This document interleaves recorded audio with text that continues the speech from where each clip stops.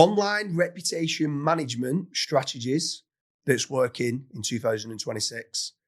Today, I'm joined with Charles Floate. There's a lot of people in the industry that know him for Parasite SEO, Black Hat SEO, but he also ranks a lot of white hat brands as well. So if someone's struggling with regards to online reputation management and they're wanting to try to, let's say, suppress some content, what would you say is the number one strategy for an ORM service? It's definitely got to be Parasite SEO. If you can use high authority sources, they can normally bury other pages very quickly just based on their root authority, right? If you imagine that you have some local newspapers that have been going quite deep about your brand, they're probably going to be like DR50, DR60, maybe DR48, something along those lines, right? If you can immediately start putting DR90 Parasite pages into the SERP, especially if you can get things like a Wikipedia page or something along those lines where you get real authority and sticking power, and they'll rank very well for entities, all of that kind of stuff, then you can very quickly bury and suppress the content that is on much lower root authority sites.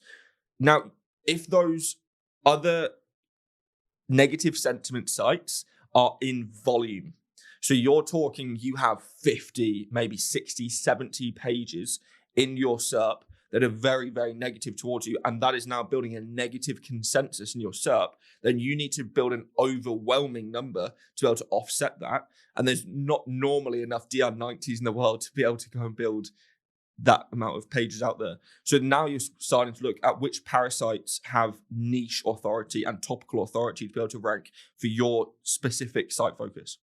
Yeah, I mean, sometimes there's like over in Florida, if you have, you get arrested for a drunken disorderly, you end up getting a mugshot. So there's an image of someone that doesn't look good and they want to try and suppress that and get rid of that.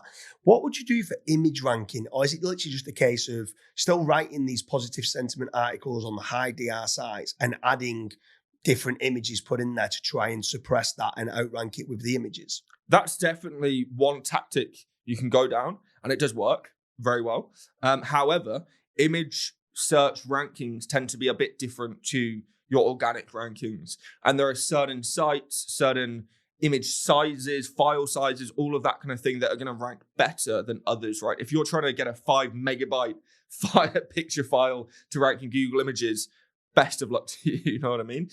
However, if you can start getting news websites, if you can start getting on big image websites and even things like Flickr and all of that kind of stuff, they tend to rank very well in Google Images. And the more diversity you really have from those sources, the more you'll start kind of creeping up the top. The image optimization itself does have some underlying factors where you have like your alt text and the file name, all that kind of stuff that you can optimize for as well. And they do play some role in the output, but they're not as big signals as a lot of people would think. What about if it's an old article and let's say it's in Google News, it's an old article, something happened maybe 5 years ago, someone's got done for manslaughter or something like that, and it's in the news.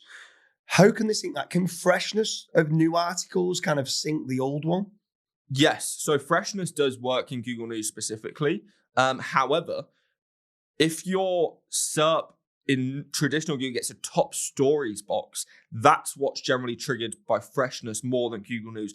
Often with Google News, unless the article is a few days old or a few weeks old, that's only when freshness fully takes into account. If it's a month old, it's not as much of a signal as if it's a few days old in Google News. So generally speaking, you're wanting to get on bigger sources as you can. If that bad story was on your local small news sources, then you'll want to try and get national sources to cover a positive sentiment so that they can bury some of the smaller ones.